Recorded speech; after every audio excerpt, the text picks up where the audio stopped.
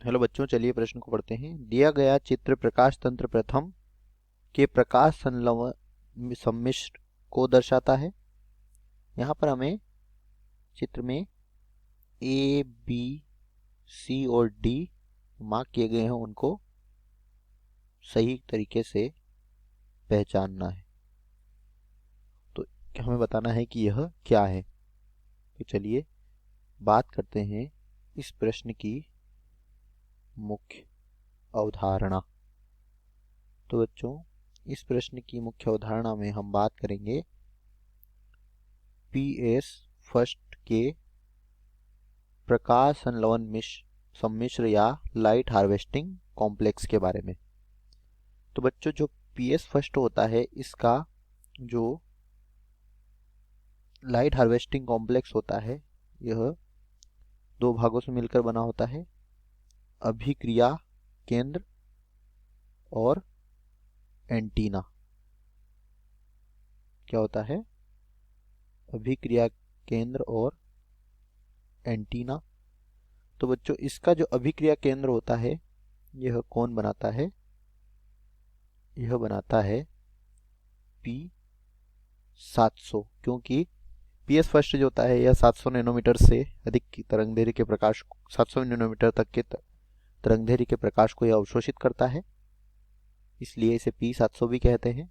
इसे photo system first भी कहा जाता है। और बच्चों, एंटीना जो होता है यह किसका बना होता है? सहायक प्रकाश संश्लेषी वर्णकों से मिलकर, यह सहायक प्रकाश संश्लेषी वर्णक जो होते हैं यह एंटीना का निर्माण करते हैं। और साथ ही इसमें क्या होते हैं, कुछ कोर प्रोटीन भी भाग लेते हैं। तो यहाँ पर जो अभिक्रिया केंद्र होता है यह क्या करता है? यह इलेक्ट्रॉन मुक्त करता है, और कोर प्रोटीन जो होते हैं यह प्रकाश ऊर्जा का, जो प्रकाश ऊर्जा होती है इसका अवशोषण करते हैं और स्थानांतरण करते हैं। क्या करते हैं? प्रकाश ऊर्जा का अवशोषण और स्थानांतरण कोर प्रोटीन और सहायक प्रकाश संश्लेषी वर्णकों द्वारा किया जाता है। तो यहाँ पर चित्र की अगर बात करें तो इसमें जो यहाँ पर यह बाहर की ओर दिखाई दे रहे हैं, यह सभी क्या हैं? कोर प्रोटीन या कोर अणु हम कह सकते हैं। तो यह लिख लेते हैं यहाँ पर। जो ए यहाँ पर हमें मार्क किया गया है वह क्या है? कोर अणु या कोर प्रोटीन है।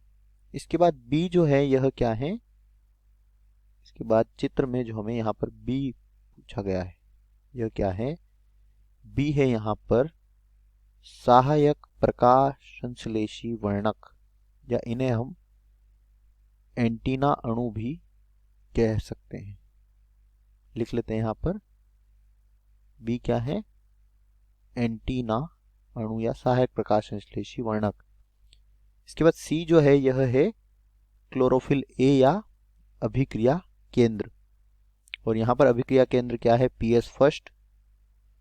तो यहाँ पर पीएस फर्स्ट जो होगा उसे हम P700 भी लिख सकते हैं। और इसके बाद है डी।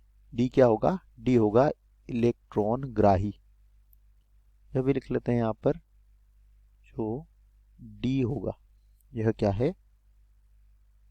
प्राथमिक इलेक्ट्रॉन ग्राही। तो बच्चों, ए जो होगा यह है कोर अणु, बी है